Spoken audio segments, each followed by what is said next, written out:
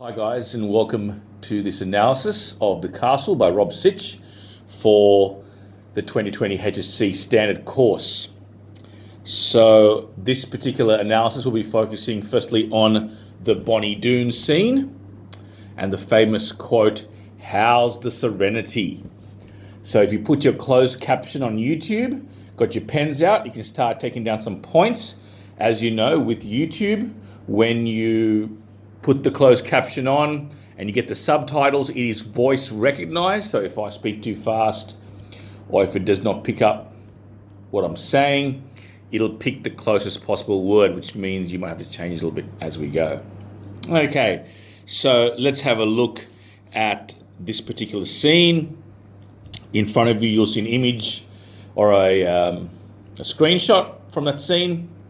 So have your pens out and let's start. So the first thing I want to talk about is the quote, "How's the serenity?" and its juxtaposition to the actual physical environment, which is a positive ploy on the part of Sitch, the director. He wants to highlight that Bonnie Doon's serenity to Daryl Kerrigan has nothing to do with the physical environment. It is 100% based on the people that surround him, and that's how it's connected to our culture. Rob Sitch is trying to portray or depict that our culture is based on the bonds and family values we have. Okay, and he goes out of his way to highlight by putting his protagonist, so to speak, in a place like Bonnie Doon and having them exclaim about the serenity. One can clearly see that Daryl Kerrigan's serenity is built upon the people that surround him and the comfort it brings him. And that is an intrinsic part of our culture and our cultural makeup, is that we value the people around us. Okay? So that's one of the big points.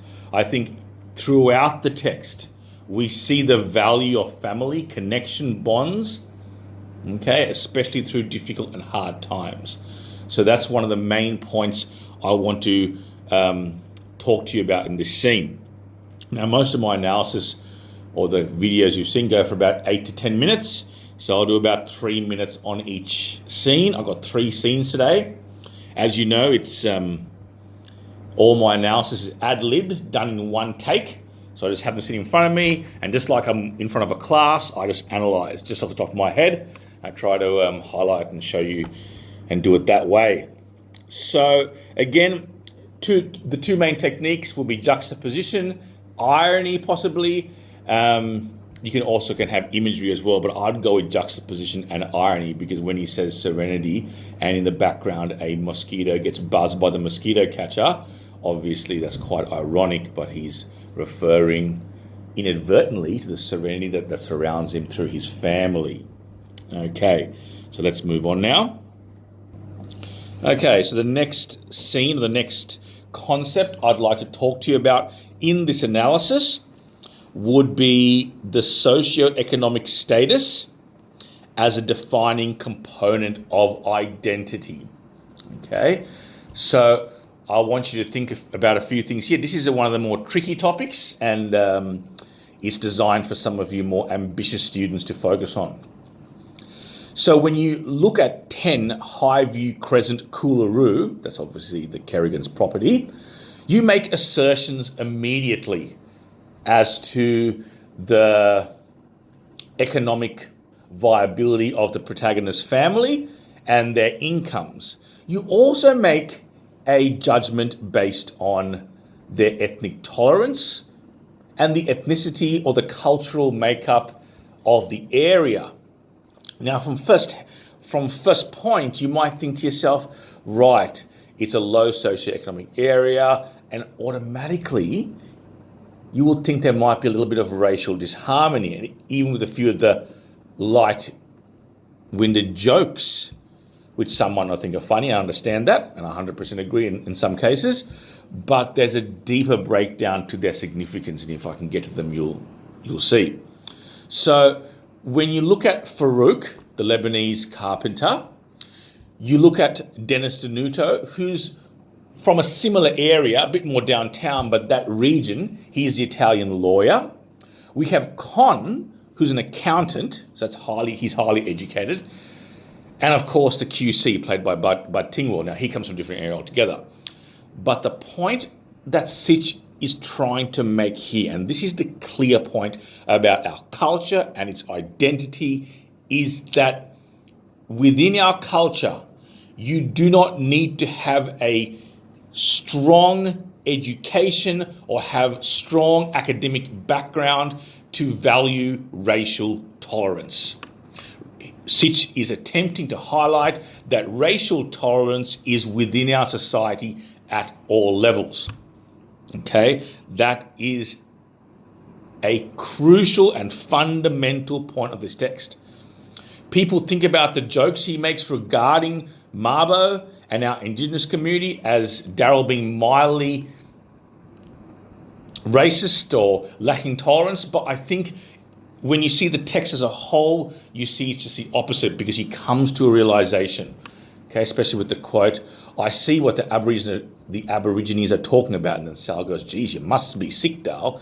But he actually understands. And if you look at my Mabo analysis regarding the castle, which is in the 2019 analysis on this same channel, you will have a good breakdown of it there. Okay, so the two main points I want you to get from this scene is that within our culture and its identity, the Kerrigans highlight that socioeconomic status is not linked to racial tolerance. I'll say it again.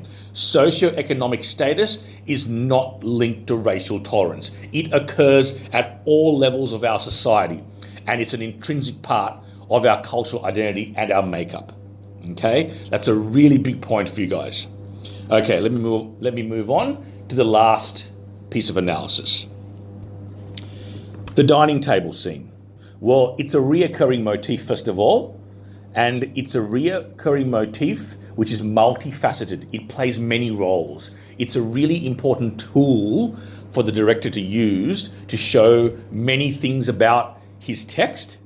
Yes, it shows an example of a coping mechanism that is a valued part of our cultural makeup, that we always revert back to family togetherness to get over difficult times, and that is an important part of our culture.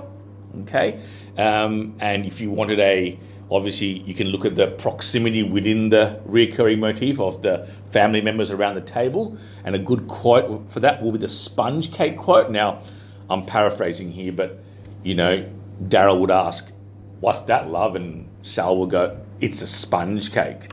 And we think it's quite a trivial line, but no, okay? The sponge cake deflects from the impending takeover of the local council of, taking their house away from them. And this sort of little interchange between husband and wife is crucial.